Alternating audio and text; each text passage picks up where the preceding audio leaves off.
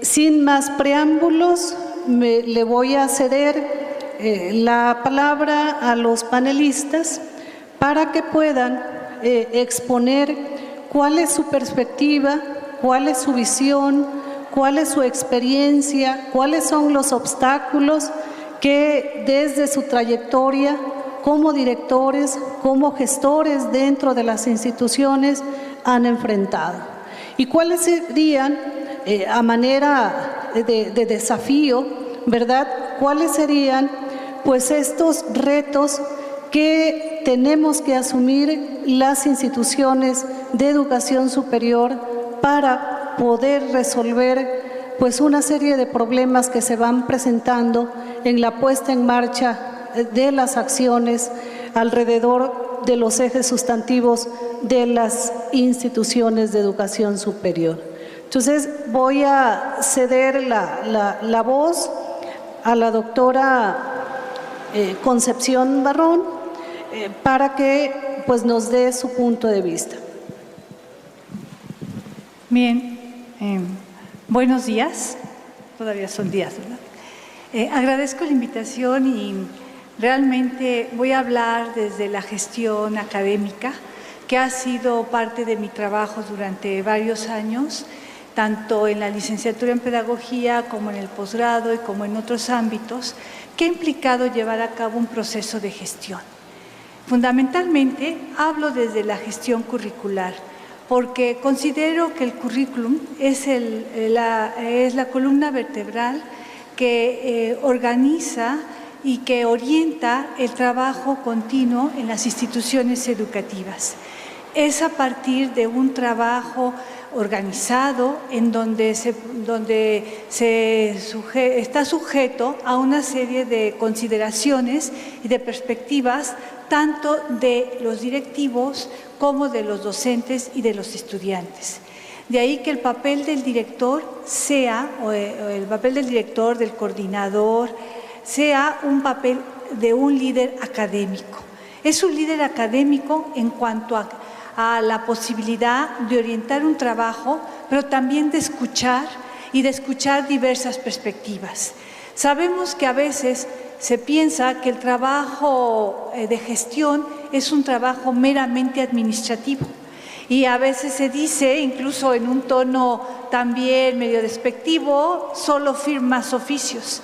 Sin embargo, la actividad real se toman decisiones, hay una toma de decisiones, pero son decisiones académicas que tienen que favorecer, ¿sí?, el desarrollo de los estudiantes. ¿Sí? Una institución educativa tiene un compromiso con la sociedad, tiene un compromiso con la comunidad. Entonces, ¿desde dónde nos vamos a situar? ¿Desde dónde nosotros trabajamos en bien de esta comunidad y de la sociedad?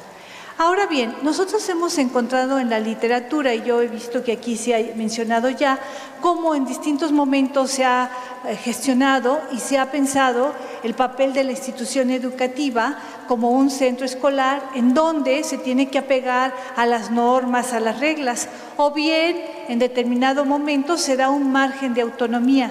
Sin embargo, en la actualidad, sobre todo en las instituciones de educación superior, ¿sí?, la autonomía de los docentes es fundamental para poder llevar a cabo un trabajo académico. Una autonomía en el marco de un proyecto educativo, en el marco de un proyecto curricular y también pensando concretamente cómo poder organizar el trabajo con los estudiantes. La gestión del docente en el aula también está permeada por una normativa, está permeada hay una serie de regulaciones que a veces y por momentos se nos vuelve muy complicado porque cada vez más rebasa las actividades de corte administrativo y hasta burocrático. Sin embargo, la gestión tendría que pensarse desde los directivos en este sentido, con la finalidad de propiciar un ambiente de cordialidad en la institución, lo cual no implica que no haya conflictos, lo cual no implica que no haya desacuerdos. Ahora bien, cuando hablo también desde el ámbito curricular, también señalo cómo las modificaciones curriculares han cambiado la vida de las instituciones educativas. Actualmente, con toda la serie de innovaciones educativas, estamos nosotros cada vez más ligados a un modelo de flexibilidad curricular, un modelo por créditos, un modelo de educación apoyada por tecnologías. En fin, tenemos una serie de innovaciones que se están trabajando. Sin embargo, todo ello tiene que estar regulado por la institución educativa. Y tiene que estar regulado, como les decía, desde la reglamentación, pero por otro lado también estamos arribando a una nueva cultura que tiene que ser parte del trabajo de gestión de los directivos, como tener un proyecto académico-cultural que pueda permear también estos retos ante las innovaciones curriculares y ante las innovaciones educativas.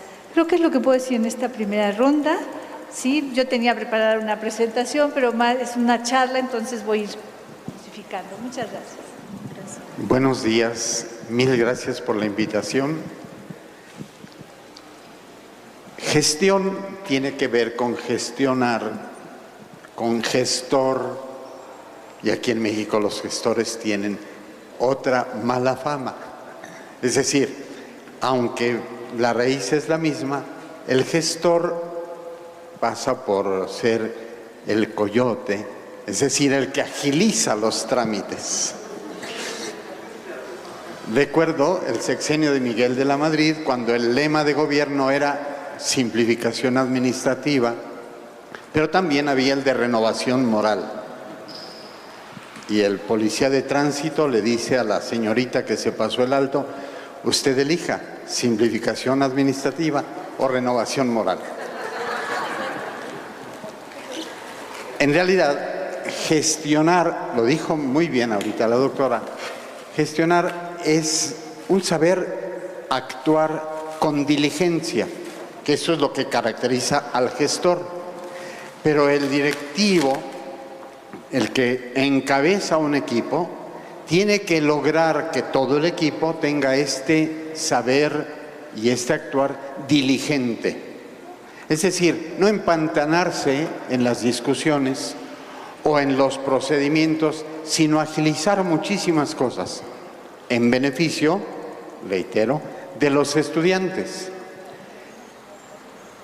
La experiencia que tengo es que cuesta un poquito de trabajo ponerle aceite a la maquinaria para que todo el mundo entienda que no porque haya demasiados reglamentos mejoramos la educación. Mejoramos la educación cuando el estudiante se compromete en educarse, porque él es el actor número uno y los catedráticos le ayudamos, colaboramos, estamos cerca para permitir que él llegue a la finalidad de su propia formación. Hay un instrumento privilegiado de gestión que es el perfil de egreso de cada licenciatura. Cuando los catedráticos se pusieron de acuerdo para diseñar el perfil de egreso, cuando toda la maquinaria oficial de la institución está de acuerdo en que ese es el perfil pertinente hoy, ahora hay que convencer a los catedráticos para que su planeación curricular, para que su desempeño frente a grupo, para que la evaluación sea en torno al perfil de egreso.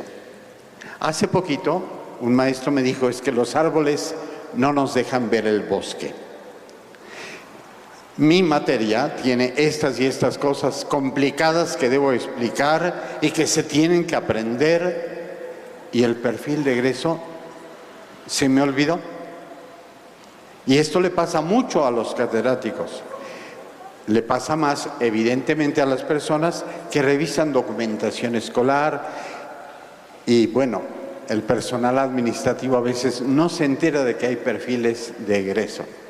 ¿Cómo conectar toda la planeación curricular con las personas que colaboran cerca o lejos o muy lejos. Ese es un desafío de gestión.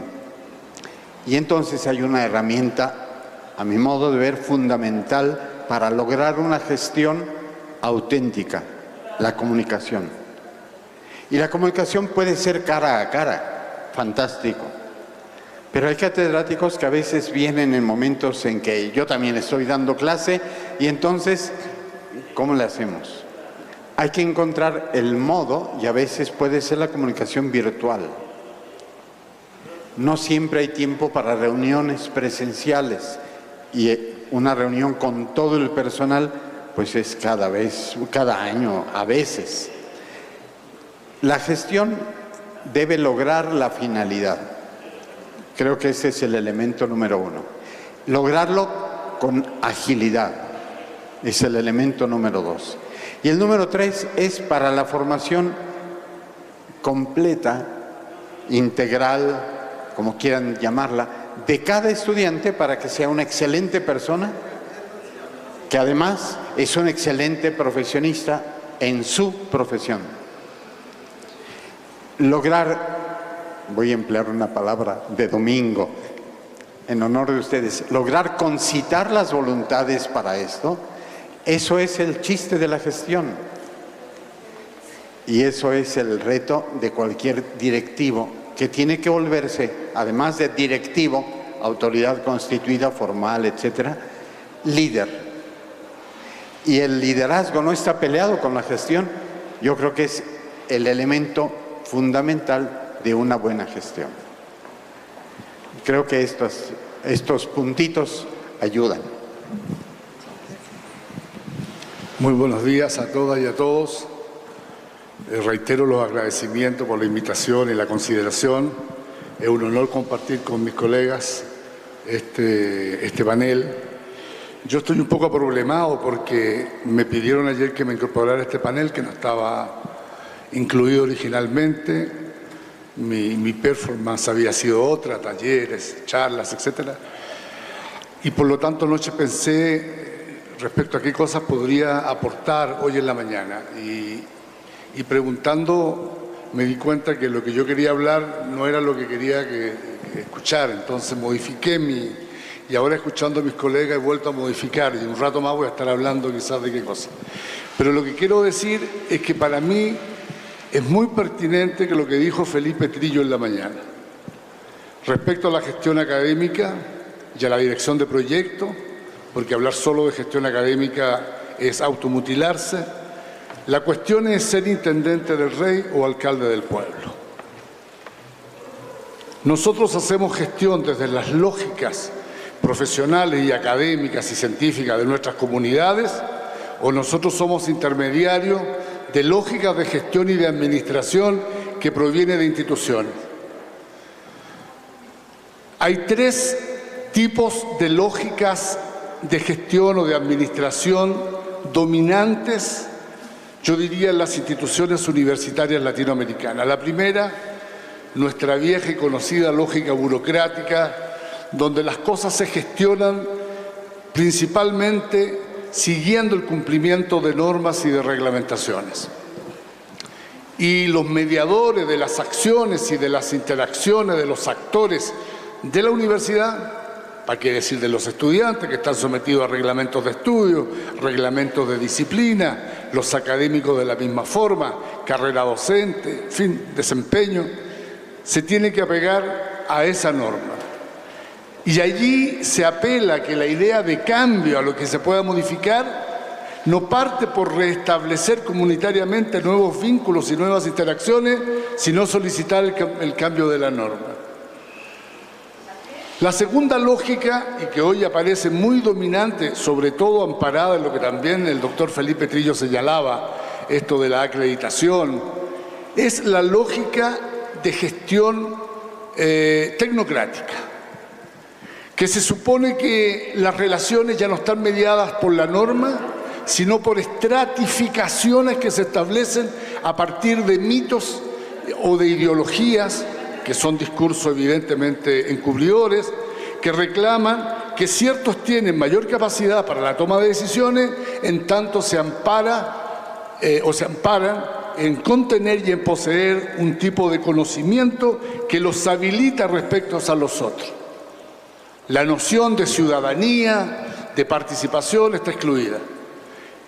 El problema es que como las universidades somos instituciones pensantes, con un personal profesional, como diría Mintzberg, en el poder de las organizaciones a fines de los 80, con un personal altamente intelectualmente formado, donde radica el poder, la forma de intervenir y controlar las universidades ha sido desde lógicas tecnocráticas externas que instalan desde la gestión empresarial, mercantil, forma de funcionamiento en la universidad. Y la tercera lógica que también existe en las universidades es la lógica democrática participativa. Esta lógica democrática participativa yo diría que tiene su inicio en lo que se conoce como el Manifiesto Liminar de Córdoba, la reforma universitaria que estalla en Argentina en 1918. El próximo año cumplimos 100 años. Y la pregunta que yo quisiera dejar instalada, si es que hay una segunda ronda, si no la responderemos en otra vida, ¿en qué está la Universidad Latinoamericana 100 años después del Manifiesto Liminar de Córdoba? Gracias, muchas gracias a la Universidad Pedagógica. Yo tengo que sacar mi acordeón porque no tengo tanta habilidad intelectual como mis colegas. Y una disculpa, así es como pude hacer mi doctorado, a través de ser un ingenioso de los acordeones. Bueno, la formación docente, ética y temas emergentes. Voy a comenzar a exponer desde el ámbito de la educación normal en México, que es de los pocos países que tienen este modelo. Ya serán muy contados qué países tienen este modelo. Antes Chile lo tenía, pero ante tantas reformas creo que se olvidaron. Pero bueno, ser gestor es una de las profesiones más delicadas y más comprometidas que exigen al ser humano. Porque nace de un principio de que nadie puede educar a otro si éste no está dispuesto a aprender. Así tengamos tecnologías de la información, así tengamos ambientes de aprendizaje, tengamos plataformas, etcétera, etcétera, simplemente son herramientas. Y yo quiero hablar desde 3 ámbitos de la gestión. El primer ámbito, la habilitación docente. El maestro en la escuela normal, no en la universidad. Pero el maestro todavía utiliza la libreta de hace 20 años y sigue repitiendo la misma historia hace 10, hace 15 años con la misma asignatura. Y el gestor tiene que promover y hacer una participación social entre que todos tenemos que educarnos. El tener un grado de licenciado, un grado de maestro, de doctor, nos obliga a ser los más humildes para aprender con otros. Y para esto se habla de la competitividad académica. Una competitividad académica, como ya se mencionó anteriormente el señor que viene de España, ¿sí?, que entramos a perseguir una zanahoria y a tener muchas becas de desempeño y tener sobresueldos y etcétera, etcétera. La competitividad académica tiene que ver con la formación del ciudadano. Un ciudadano que está comprometido con su propia autogestión de su propio conocimiento. Hay un estudio donde se analizan más o menos como 17, 18 ámbitos de donde aprende el estudiante. Y donde menos aprende el estudiante es en la universidad o en la escuela normal. Aprende en la calle, aprende cuando se enferma, aprende cuando le ponen la vacuna, aprende cuando tiene que solucionar problemas de la vida cotidiana. Y entonces, ¿qué estamos haciendo en la escuela normal? Estamos certificando que logró un grado académico, pero realmente lo estamos potencializando, lo estamos empoderando. Entonces tendríamos que revisar el origen, en este caso, el origen de la escuela normal.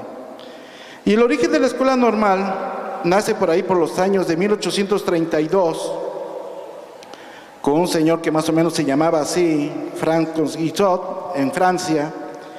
Y viene toda una instrucción, una renovación de instrucción pública, y se forman las primeras escuelas normales para formar maestros. Y también se forma un sistema de inspectores, que todavía en Francia así se maneja. Aquí tenemos supervisores y jefes de sector, y etcétera. Ser gestor, ¿sí?, es tener una supervisión, ver mucho más allá. Las escuelas normales nos comportamos como pequeñas escuelas y construimos muros altos y encerrados, y muchas tienen cámaras. Hay directores de escuelas normales que tienen cámaras en cada salón, en cada patio, y quieren controlar todo. Eso no es ser gestor. Eso es estar, no sé, en una cárcel académica, si le quieren poner así. El gestor debe de prever cómo empoderar al estudiante. Y para prever hay que planear, hay que establecer objetivos. Y el establecer objetivos tiene que ser con la participación social, con la participación de los propios estudiantes, de los maestros, de los intendentes, del personal de apoyo, ¿sí? Y si se puede, de padres de familia, y si se puede, de dos grandes actores que nos puede ayudar tanto a la escuela normal como a las universidades. ¿Cuáles son esos actores? Educación media superior, bachilleratos. ¿Cómo queremos que los bachilleratos egresen? Porque nos quejamos que muchas veces el chico no puede hacer una buena tesis, un buen documento recepcional para titularse. Y se quejan porque el chico no sabe analizar, reflexionar, escribir, leer, etcétera, etcétera, etcétera. Bueno, pues tenemos que hacer una alianza con media superior para decirle, así quiero el perfil de ingreso para nivel universidad. Y por otro lado, tenemos que invitar también a aquellos empleadores donde nosotros estamos formando al chico, ¿sí? Si somos universidades, bueno, dependiendo de la carrera que estamos formando, ¿quiénes pueden ser los que puedan emplear a nuestros egresados? En el caso de normales, pues hablar con los directores, supervisores, jefes de sector, de lo que son educación inicial, educación preescolar, primaria y secundaria y bachilleratos. Porque hoy ya los egresados de normales están incrustando en el campo laboral de media superior. La participación social nos da mucha flojera. ¿Por qué? Porque no estamos, o al menos en escuelas normales, no estamos acostumbrados a tener una libertad de proponer. Y tenemos que revisar nuestra historia. Cuando se empieza a hacer investigación y se propone un ensayo, una tesis, una postura, nos dice, los libros de marcos teóricos no pueden rebasar más allá de 5 años. O sea que alguien que escribió en el año 2010 ya no sirve para el 2007. Entonces yo diría, ¿y qué pasó con lo que escribió Platón, Sócrates, etcétera, etcétera? Ya no sirve, ¿no? Entonces tenemos que revisar nuestra historia. Una de las grandes preguntas es, ¿qué es el hombre? El hombre es su historia y su relación. No hay más. Todo lo demás es vanidad. Todo lo demás es una acreditación y una certificación. Y hablando de certificación y acreditación, tenemos un gran problema en educación normal, porque han venido estas empresas gringas, inglesas, japonesas, a decir, yo te vengo a certificar en esta norma internacional. Oh, sorpresa. Pues estos señores sabiondos no conocen la función social que hacemos las escuelas normales y la universidad pedagógica. Nosotros formamos gentes para servicio social, para una utilidad social, no para una utilidad económica. Y ese es ahí, por eso tenemos que ir revisando nuestra historia como la UPN. No sé si ustedes se acuerdan por qué nació la UPN. Ni siquiera fue una política pública, fue una política sindical. Pero bueno, en otro tema lo discutiremos. Ya para terminar, ¿sí? Tenemos que realmente estar dispuestos a aceptar las diferentes verdades que existen entre los estudiantes, nuestros compañeros docentes y directivos. Y entre estas tres verdades, construir hacia dónde tenemos que enfocar nuestros esfuerzos, nuestras actividades, nuestras inversiones para potencializar a un ciudadano universal. Voy a hablar desde lo que es la Universidad Pedagógica Nacional. ¿Cómo se llega a ser director en la UPN? Sí, aquí existen, al menos yo conozco tres posibilidades. Una, la designación directa por parte de las autoridades. En este caso, después de la descentralización, la transferencia o como querramos llamarle, porque no está muy claro ese asunto, son las autoridades educativas de las entidades federativas quienes designan a los directores. En algunas ocasiones es una designación así, ipso facto.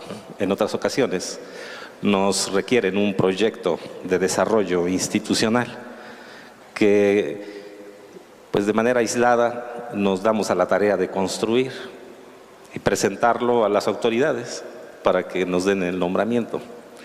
En algunas ocasiones, ahí ya son dos formas, ¿no? Una directamente, sin nada de proyecto, otra con un proyecto, pero ese proyecto diseñado por quien aspira o quien es de alguna manera pues invitado a ocupar el puesto de director. En otras ocasiones se han hecho ejercicios en donde se practica una forma que pretende ser democrática de consulta a la comunidad universitaria.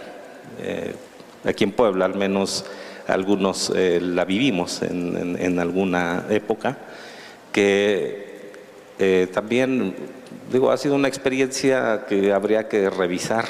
Yo no digo que sea mala, no digo que sea buena, simplemente esa es la forma como podemos llegar a ser directores. Sin olvidar que, valga la expresión, en la actualidad somos hijos no deseados de un matrimonio disfuncional, ¿no? Porque la SEP del Estado pues nos dice que nosotros tenemos mucha dependencia de la rectoría de la federación. Y lo mismo en rectoría y en la federación nos dicen, pues ustedes son parte del Estado y pues todos se lavan las manos. Pero de alguna u otra forma nosotros llegamos a la dirección de las unidades de la Universidad Pedagógica Nacional. Y el desafío que tenemos no es un desafío menor. Por un lado, tenemos que cumplir con la relación nacional en cuanto al aspecto académico. Planes y programas de estudio son sometidos a aprobación al Consejo Académico, quien nos autoriza o no el poder impartir los programas educativos. Y ahí tenemos que hacer muchísima gestión, todo el cabildeo que se requiere para que nosotros tengamos la condición de aperturar programas educativos de licenciatura, especialización, posgrado. Además pues este gran desafío, está el otro: ser pertinentes a las políticas de la Secretaría de Educación Pública en el Estado de Puebla o en el estado donde se encuentre la unidad de la Universidad Pedagógica Nacional. Y también ahí debemos además de tener el nombramiento, tener la capacidad de gestión para las condiciones que nos permitan operar en esta relación muy compleja que tenemos como unidades UPN, que no es fácil, por lo que decía hace un momento de ser hijos no deseados, ¿verdad? Y ante eso nosotros enfrentamos otros desafíos. ¿Cómo legitimar de una forma esa designación o ese nombramiento ante la comunidad universitaria de las unidades de la UPN? Obviamente, lo primero que debemos tener claro es que, ¿qué es ser director? Yo entiendo que ser director es ser un servidor, alguien que debe estar al servicio, en primer lugar, de los estudiantes, que son la razón de ser de la universidad, y en el caso de normales, me atrevo a comentar, y de UPN, estar al servicio de quienes van a ser los beneficiarios de esa formación, que son los niños de nuestro país. No podemos quedarnos con una mirada corta que solamente vea a nuestros alumnos de licenciatura y de posgrado. Tenemos que ir al fondo. ¿Quiénes son quienes van a recibir a ese profesional que estamos formando? Si nosotros tenemos actitud de servicio, y debemos tenerla como directores, no podemos nosotros partir de que el nombramiento nos hace expertos en todo y sabios en todo, sino tener la humildad de, antes de diseñar un proyecto académico, ¿cómo vamos a hacer ese proyecto? El proyecto, pues evidentemente tiene que ser una construcción colectiva, en donde, retomando los conceptos planteados hace un momento, justamente tiene que establecerse el diálogo con los diferentes actores que conforman la universidad y hacer una evaluación en dónde estamos y a dónde queremos llegar. Independientemente de que la universidad, en estos términos tecnocráticos, tenga una visión y una misión, pero las unidades debemos de hacer esa reflexión. ¿Qué es lo que queremos? ¿A dónde queremos llegar? Y a partir de ahí nosotros tenemos la posibilidad de diseñar un proyecto académico que sea acorde al contexto en el que nosotros estamos instalados. En el caso de la unidad Teciutlán, estamos enclavados en la región serrano-costeña, que abarca parte de Veracruz y parte del estado de Puebla, la Sierra Norte y la Sierra Nororiental. Y desde una mirada meramente administrativa nos dicen: ustedes ya no atiendan Veracruz, pero la población llega a nuestra unidad de Veracruz y desde la región de Papantla y Poza Rica, esperando que se les abran las puertas como universidad a construir ese futuro que ellos buscan. Y parte de la gestión es cómo soslayar esos obstáculos que nos están poniendo en el camino para atender a una población sin que seamos excluyentes de qué entidad, porque para nosotros las fronteras políticas no tienen que ser unas fronteras que determinen nuestro actuar como universidad. Entonces, esto implica una gestión interna con los compañeros de hacer conciencia de que debemos seguir en esta mirada de servicio a los aspirantes que deseen ingresar a la universidad. No importa si tenemos instrucciones de no atenderlos por cuestiones supuestamente de presupuesto. Ahora, también como directivos, y yo lo veo en la expresión más amplia, no solamente es mirar la parte administrativa, que tenemos que hacerlo, porque es nuestra obligación, pero no debemos de perder la mirada acerca del proyecto de vida que tienen nuestros compañeros académicos y lo he estado escuchando de manera muy reiterada a lo largo de esta jornada. No olvidarnos de que son personas las que están trabajando con nosotros y que nosotros somos uno más de ellos. Que el hecho de tener un encargo de director no debe hacernos perder pues el piso y entender que solamente tenemos una responsabilidad, pero seguiremos siendo académicos en la universidad, seguiremos siendo parte de los grupos colegiados y esa distancia no la debemos de perder, cumplir, porque lo debemos hacer con esta función de directivo, pero seguir cerca de la academia. Y bueno, esto implica un desafío porque nos requieren muchísimas tareas. Y en ese diálogo con los trabajadores, con nuestros compañeros, con nuestros amigos, verlos como personas, verlos como seres humanos, entender cuál es el proyecto de vida que ellos pretenden construir y también apoyar esas iniciativas, porque esto permitirá que nos vayamos sintiendo satisfechos en nuestra estancia en la universidad y evidentemente esto también permitirá que haya una mayor y una mejor atención a nuestros estudiantes en los diferentes programas educativos.